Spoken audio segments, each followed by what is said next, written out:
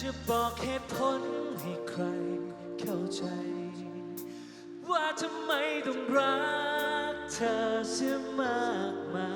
ยไม่มองตัวเองว่าเธอ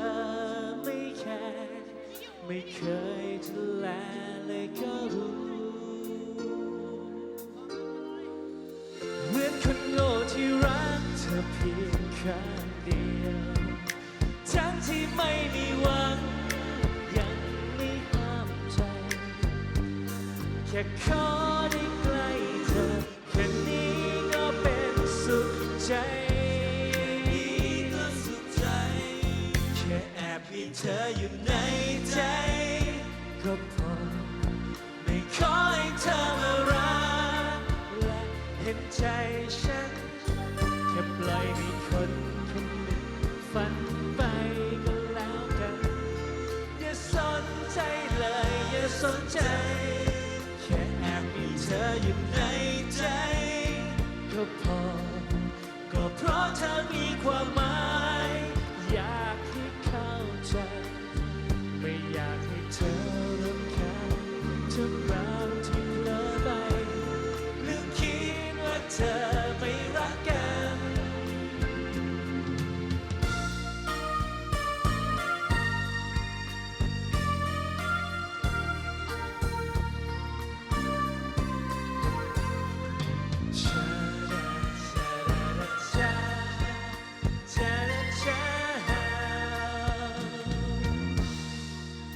เหมือนคนโง่ที่รักเธอเพียงข้างเดียวฉันที่ไม่มีหวังยังไม่ห้ามใจแค่ขอได้ใกล้เธอแค่นี้ก็เป็นสุขใจแค่แอบมีเธออยู่ในใจก็พอไม่ขอให้เธอมารักและเห็นใจฉันแค่ปล่อยให้คนคนหนึ่งฝันไปก็แล้วกันอย่าสนใจเลยอย่าสนใจ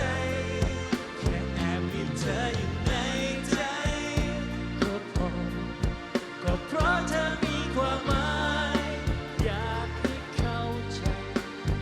ไม่อยากให้เธอรำคาญทุกคราวที่เผลอไปลืมคิดว่าเธอไม่รักกันเก็บหัวใจดวงนี้ไว้รอเธอทั้งที่มันดูเดือนลาหลอกหัวใจแค่หวังไว้สักวันหนึ่งเธอมีใจให้กับฉันโอ้แค่แอบมีเธออยู่ในใจก็พอไม่ขอให้เธอมารักและเห็นใจฉันแค่ปล่อยให้คนคนหนึ่งฝันไปก็แล้วกันอย่าสนใจเลยอย่าสนใจแค่แอบมีเธออยู่ในใจก็พอก็เพราะเธอมีความหมายอยากให้เข้าใจไม่อยากให้เธอรำคาญเธอบางที่เผลอไปลืมคิดว่าเธอไม่รักกันโอ้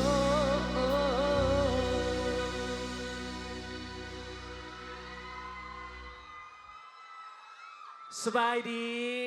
สบายดี สวัสดีครับ สวัสดีนะครับ สวัสดีทุกคนนะครับผม โอ้โหวันนี้ ดีใจมากๆนะครับที่ได้มีโอกาสมาร่วมงานในวันนี้อินโดไชน่าแบงค์นะครับสวัสดีฮะแอบถามนิดนึงครับในนี้มีใคร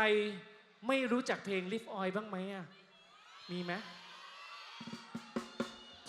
มีใครไม่ทันบ้างไหม เพราะว่าวันนี้เนี่ยต้องขออนุญาตนิดนึงนะฮะคือเรามีแต่เพลง 90 ของ RS เท่านั้นเลย แล้วก็ต้องขออภัยไว้ในที่นี้ด้วยนะค ครั รับ บ วันนี้ไม่มีเพลงใหม่ ไม่มีเพลงใหม่มาให้ฟังเลย เพราะฉะนั้นเนี่ยคนที่อยู่อายุ 90 ก็น่าจะรู้จักกันดี แล้วถ้าเกิดใครที่ยังไม่เคยรู้จักเพลงเราก็ ลองไปฟังกันได้ ในนี้มีใครชอบเต้นบ้างไหมฮะเขาบอกคนเราชอบเต้นใช่ปะวันนี้จะคอยดู ใครพร้อมเต้นยกมือเลยนะครับ ผมเชื่อว่าช่วงแรกยังไม่ค่อยมีใครพร้อมเต้นหรอก ถ้าอย่างนั้น เพราะว่าเขากินข้าวกันอยู่ ฟังเพลินๆไปก่อน ไม่เพลินแล้วอันนี้ ไม่เพลินแล้ว ไม่เพลินแล้วอ่ะถ้าพูดถึงลิฟออยต้องพูดถึงเพลงนี้เลย เพลงอะไรครับ ลองไปฟังกันดูนะครับ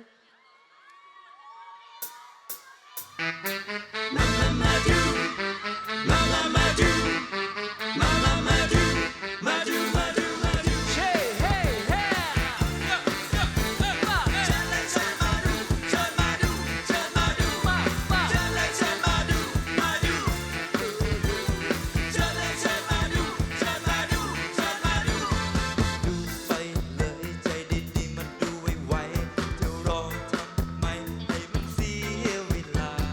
ทำเอียงอายมองไกลๆไม่เข้าตา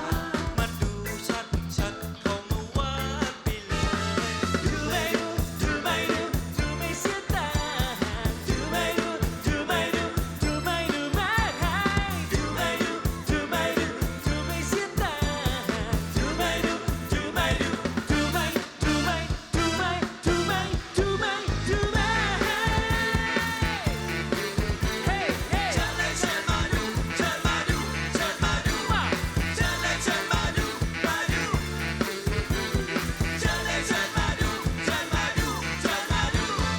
เธอลังเลทำโยเยประจำเชียวรอเธอคนเดียวแบบว่านานจะตาย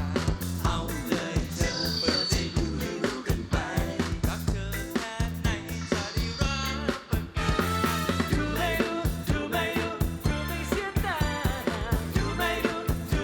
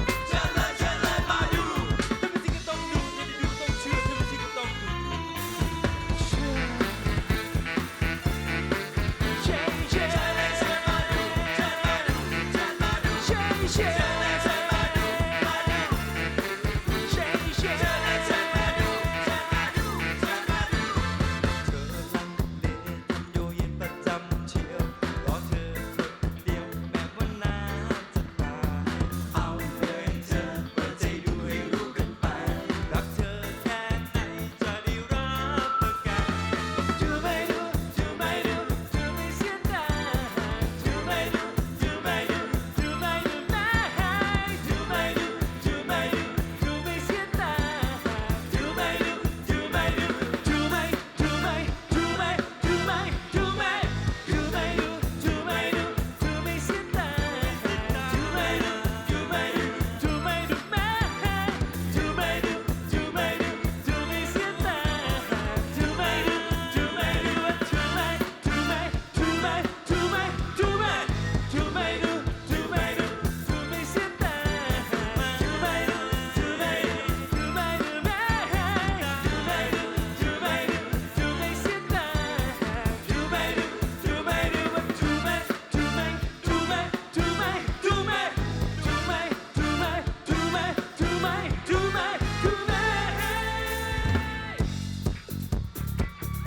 มีสาวเอวลอยบ้างไหมเจ้าวันนี้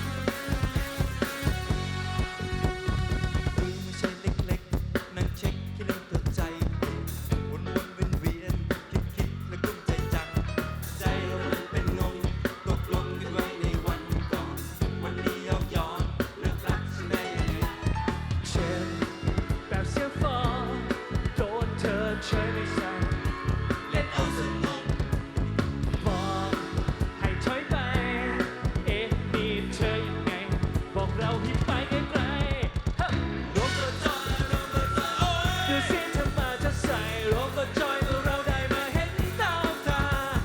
ทำให้เรายังคนไม่เคยรักทำเหมือนไม่เคยรู้จักทำเหมือนหุ่นหลักหุ่นต่อขอเสียงวัยรุ่น 90 หน่อยได้ไหมครับ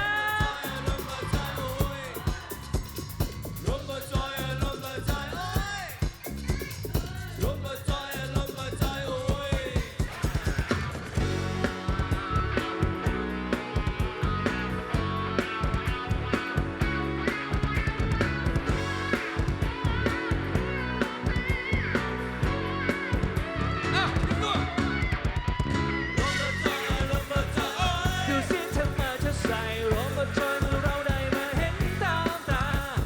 ทำให้เรายังคนไม่เคยรักทำเหมือนไม่เคยรู้จักทำเหมือนหุ่นหลักหุ่นต่อดูสิเธอมาจะใส่ร่วมเปิดจอยเมื่อเราได้มาเห็นตามตาทำให้เรายังคนไม่เคยรักทำเหมือนไม่เคยรู้จักทำเหมือนหุ่นหลักหุ่นต่อ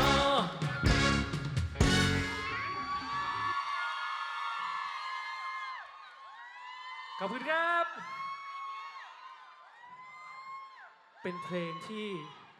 เรียกน้ำย่อยก่อน เรามาลองเมื่อกี้ลองวัดดูว่าคนที่นี่อยากชอบเต้นกันไหม แสดงว่ามีหลายโต๊ะที่ เป็นไง พ บ้าง ร้อม ครับ จะเต้น มีหลายโต๊ะที่พร้อมจะเต้นอยู่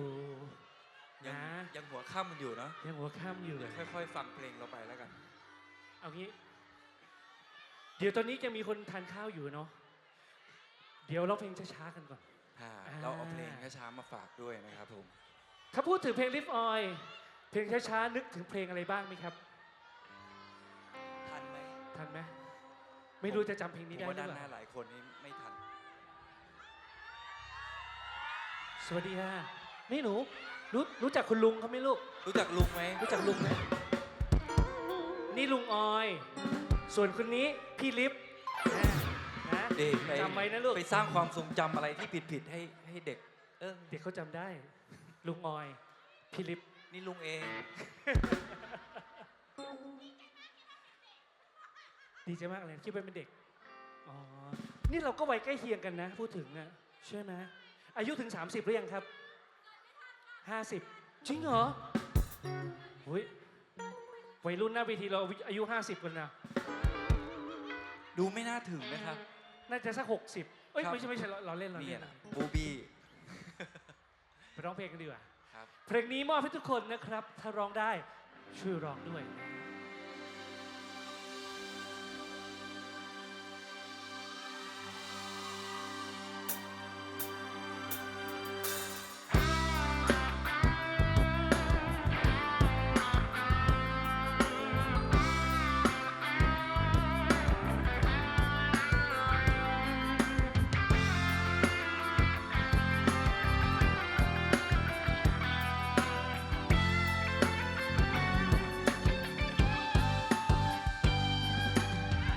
ฉันสักหน่อยได้ไหมนะหัน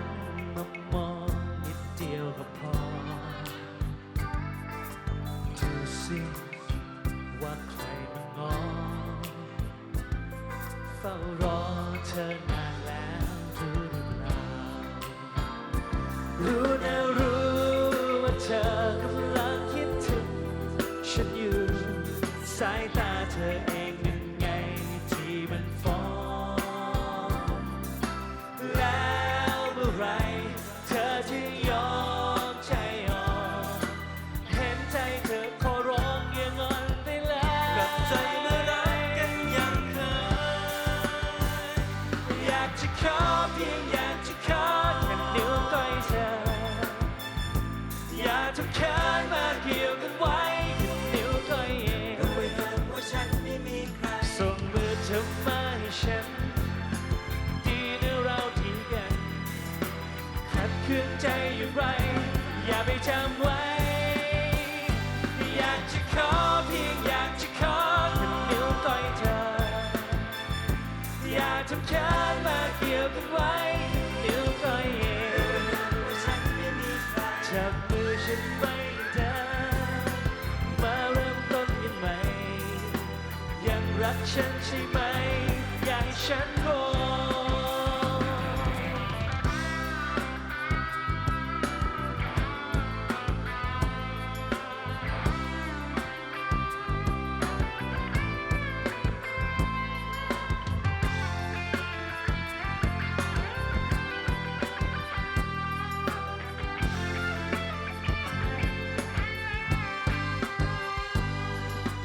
เอารัก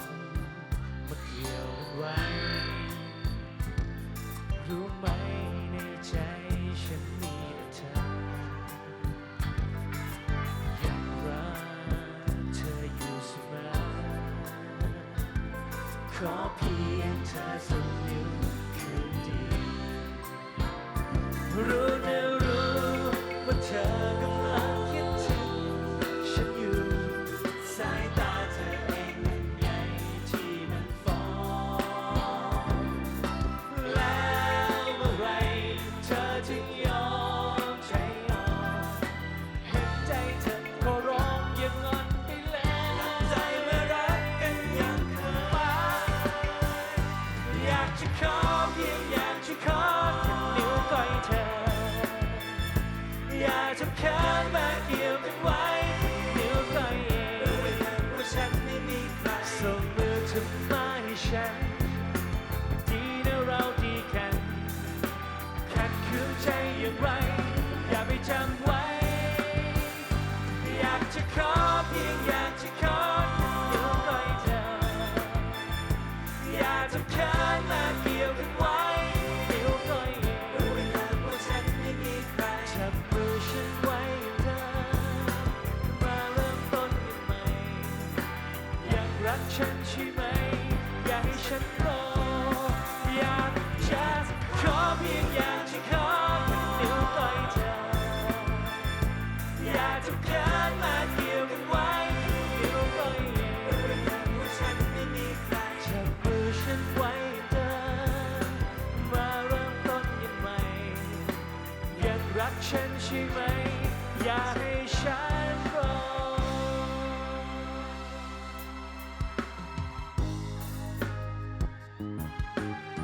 ช่วยพี่ออยร้องเพลงนี้หน่อยแล้วกันนะครับ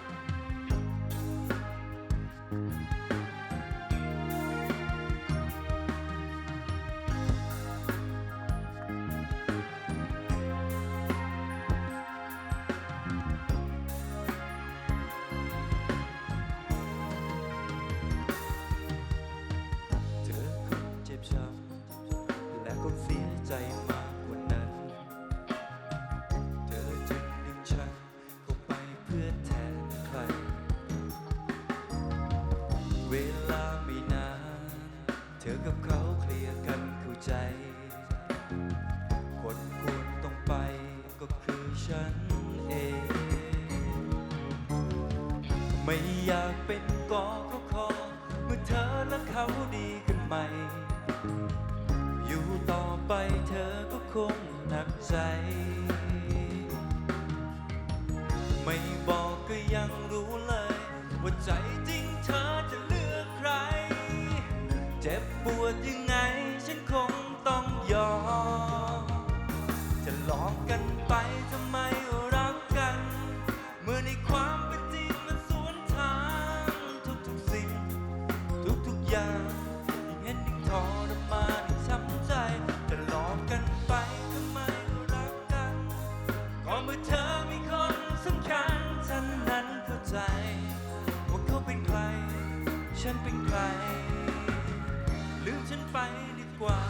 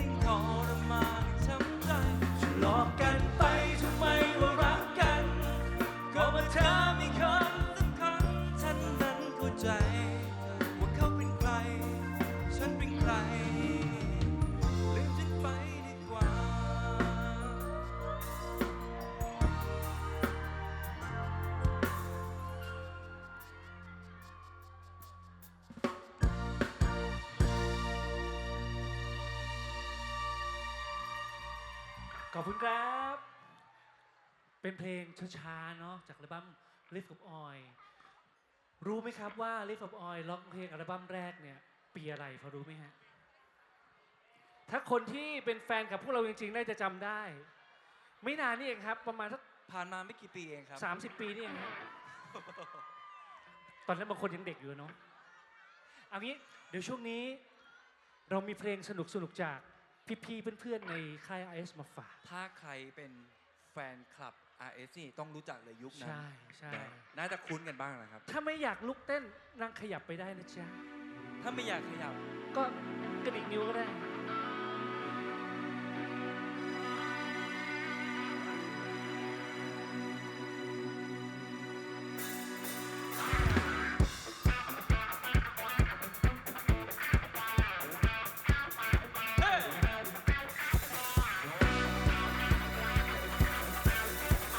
เอาเสียงหัวโจกเลยครับผม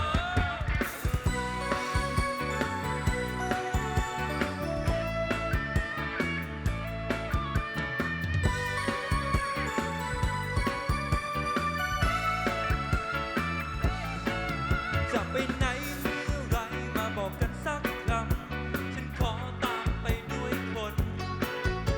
ดึกดื่นเพียงใดอดนอนก็ยังทน จะเป็นกันชนให้เธอ ก็ทั้งรักทั้งห่วงปล่อยไม่ได้ยังไงเดี๋ยวใครรังแกก็ต้องไปเฝ้าดูแลให้รถเธอปลอดภัย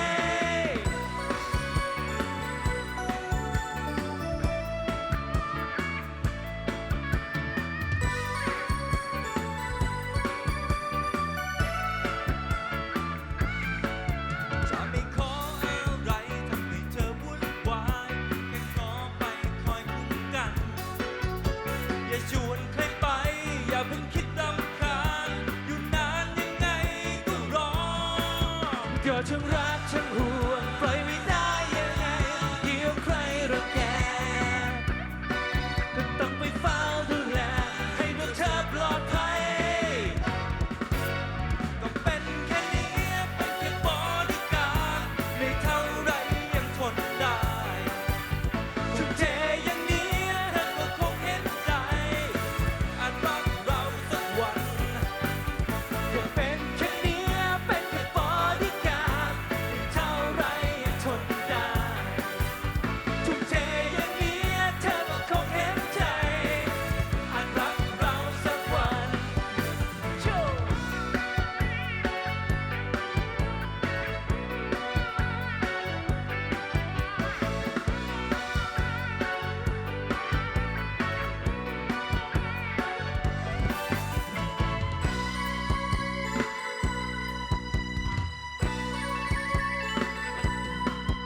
ก็ทั้งรักทั้งห่วงปล่อยไม่ได้ยังไงเลี้ยวใครรังแกก็ต้องไปเฝ้าดูแลให้ตัวเธอปลอดภัยมานะ เป็นแค่นี้เป็นแค่บริการไม่เท่าไรยังทนได้ ทุ่มเทอย่างนี้ เธอก็คงเห็นใจอาจรักเราสักวัน อยากเป็นแค่นี้เป็นแค่บริการไม่เท่าไรยังทนได้ทุ่มเทอย่างนี้เธอก็คงเห็นใจอาจรักเราสักวันโชว์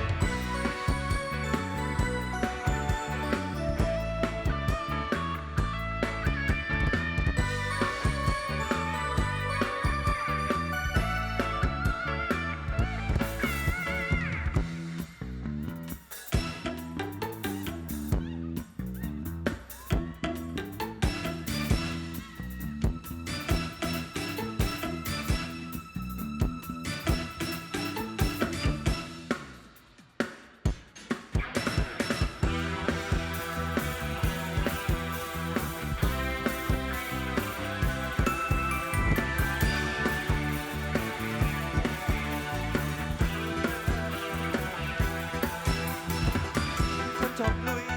จีบให้คุยกับใครใครก็ไหวทำอะไรไม่เคยตั้งใจกับครั้งนี้เลย เจอมากี่คน ฉันไม่ถอยเธอรู้ไหมต้องใส่เกียร์ถอยก็คราวนี้ อยากจะคุยยังไม่กล้าเลยขนาดเราเคยเป็นเสือปืนไหวแต่กับคนนี้ไม่รู้เป็นไงก็เจอที่ไรกับเพลงจดจำเจอเธอกี่ครั้งยังฝันฝันคิดว่ามันฝันฝันใช้ทุกครั้งเลยเจอกี่ครั้งว่ามันฝันคิดว่าคงจะจอดงานนี้แน่เลย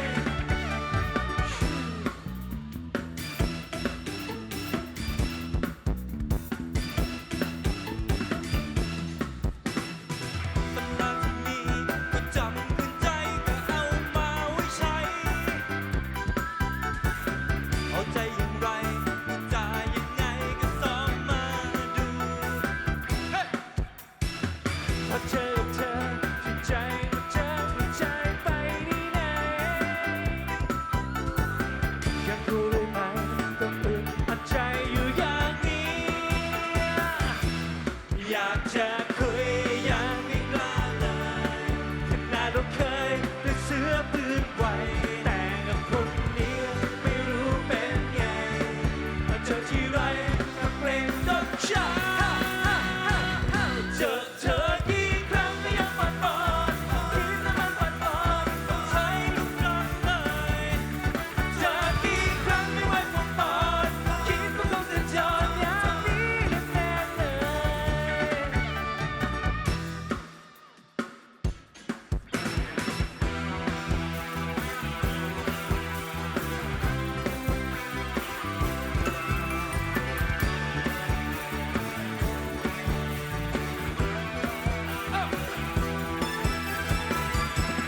เจอกี่ครั้งก็ยังฝันฝันคิดแล้วมันฝันฝันเป็นใจทุกครั้งเลย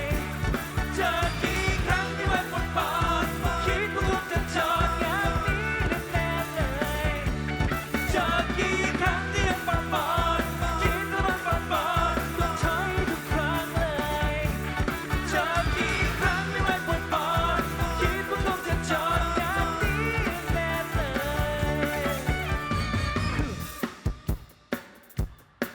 ป่ะ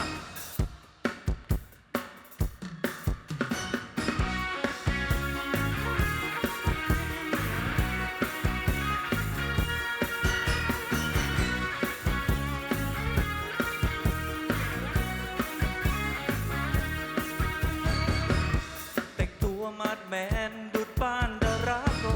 แต่งคนละเพลง อยากจะรู้นะ จะยอมรับไหมจับที่ขามือ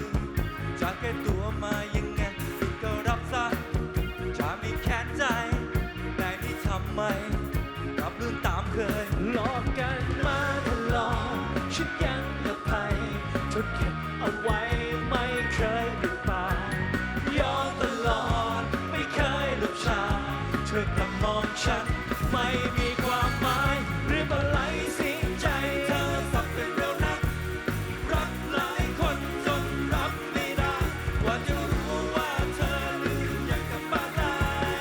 รักแทบตายสุดท้ายเหลือเกิน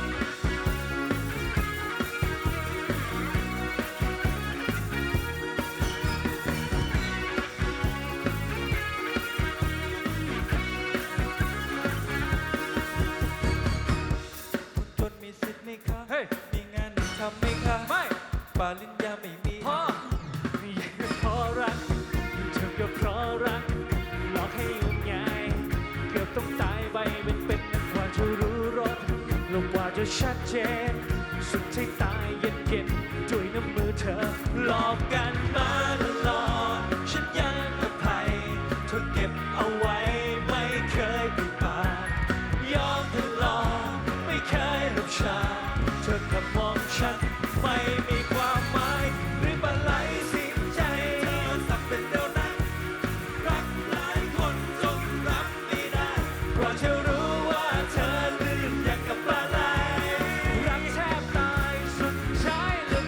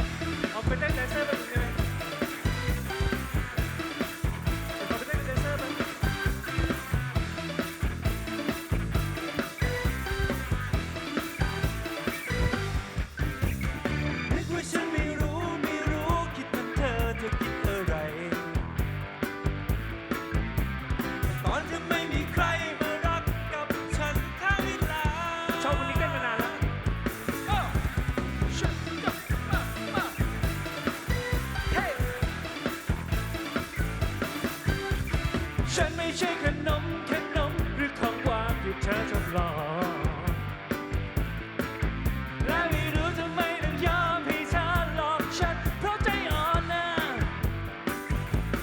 ติดใจเธอและเธอช่างน่ารักดีจะอย่างนี้ใครก็ต้องยอมให้ลองเต็มใจอยู่แล้วยอม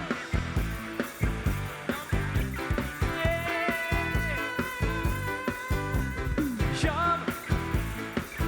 ทั้งที่เธอน่ารอเองยอมยอมเป็นข้าวมันไก่ฟรีให้ด้วยความเต็มใจยอมเป็นข้าวมันไก่จะกินฉันให้อร่อยยอมเป็นข้าวมันไก่ฟรีให้ด้วยความเต็มใจ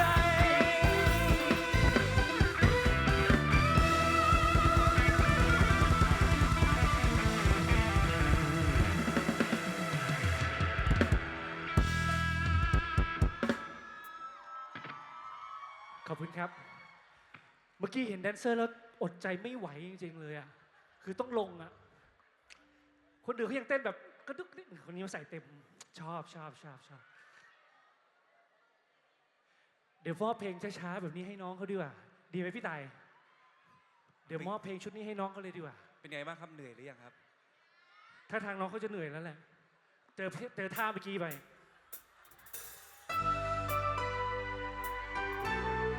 ร้องได้ช่วยร้องนะจ๊ะ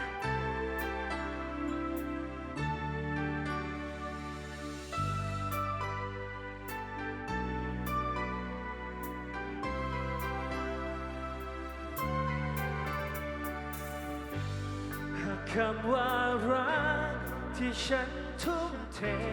ไป ไม่เคยสนใจ หากความจริงใจไม่มีค่าเพียงพอ ฉันขอมันคืนได้ไหม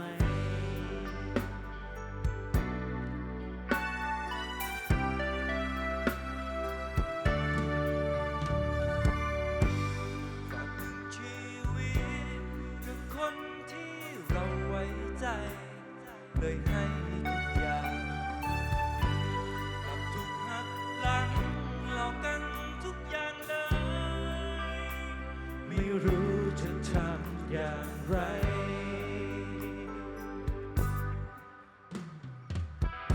กำลังใจอยากจะสร้างใหม่ ไม่นานมันคงจะกลับมา วันเวลาที่มันหายไป ขอคืนได้ไหมเวลา ได้หรือเปล่า ขอคืนเราไปเริ่มใหม่ กับใครสักคนที่ไม่ใจร้าย ขอคืนเพราะมันเสียใจส่วนความรักนั้นฉันคงให้ทางขอคืน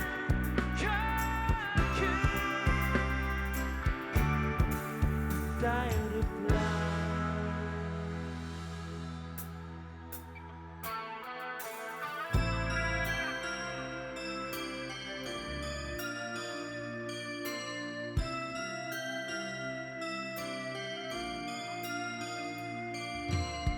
เพราะเขาที่ทำให้เธอต้องช้ำใจ ฝังแน่นจนเหลือในใจอยู่นานฉันหวังให้เธอทำใจให้ลืมพ้นผ่านแต่มันไม่มีวี่แววล้างให้ออกล้างให้ออกขอล้างใจเธอจากเขาให้ออกล้างให้ออกล้างให้ออกขอ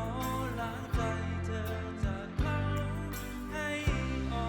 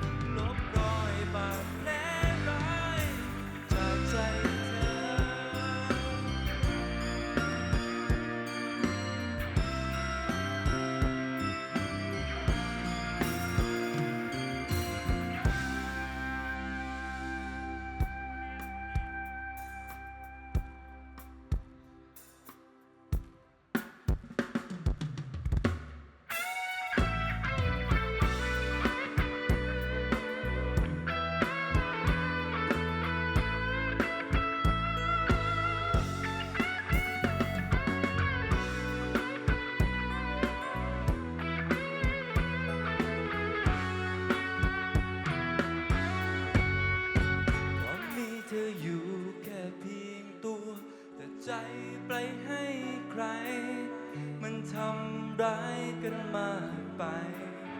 ลงทำทุกอย่างอยากให้เธอเปลี่ยนใจมาเห็นใจแต่ป่วยการทุกที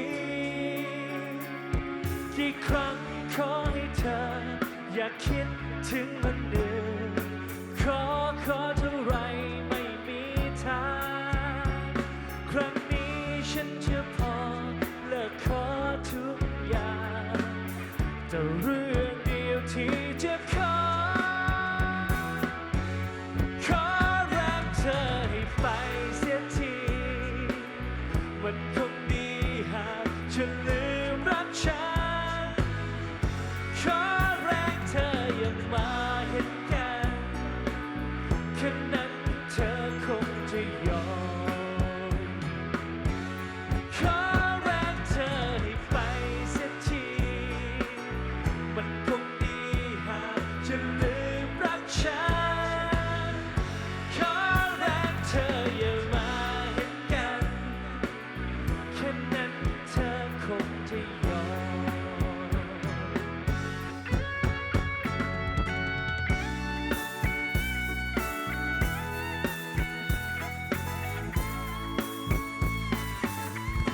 ไม่เคยรักกันเลยใช่ไหมที่ผ่านมาถึงทางไม่เหลือเยื่อใยเธอเห็นฉันไม่มีความหมายหรืออย่างไรเลยทิ้งกันไปอย่างนี้ไม่เคยรักกันเลยใช่ไหมที่ผ่านมาถึงทางไม่เหลือเยื่อใยเธอเห็นฉันไม่มีความหมายหรืออย่างไรไม่รักกันเลยใช่ไหมขอรักเธอให้ไปเสียทีมันคงดีหากจะลืมรักฉันขอรักเธออย่ามาเห็นกันแค่นั้นเธอคงจะยอม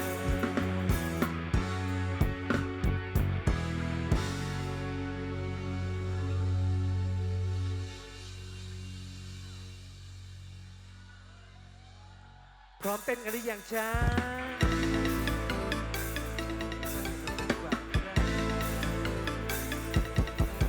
Hey!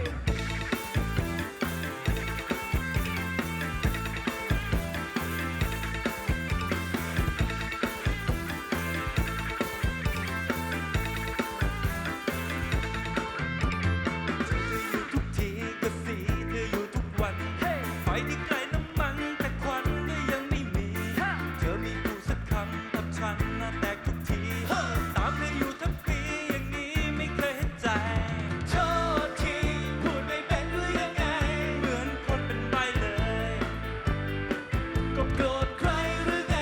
ถูกตามใจฉันจนเคยก็เลยเป็นตัวอย่างนี้ อย่ามาทำเป็นเล่นตัวน่ากลัวจะเสียใจเจอคนดีดีอย่างเราไม่เอาไว้ทำเป็นเล่นตัวต่อไปจนเช้าตายตกลงใจ รักฉันมาเธอนะอย่าเล่นตัวอย่ามาทำเป็นเล่นตัวน่ากลัวจะเสียใจเจอคนดีดีอย่างเราไม่เอาไว้ทำเป็นเล่นตัวต่อไปจนเช้าตายตกลงใจ รักฉันมาเธอนะอย่าเล่นตัวไม่ต้องกลัวขอสัญญาว่าฉันไม่เล่นแรง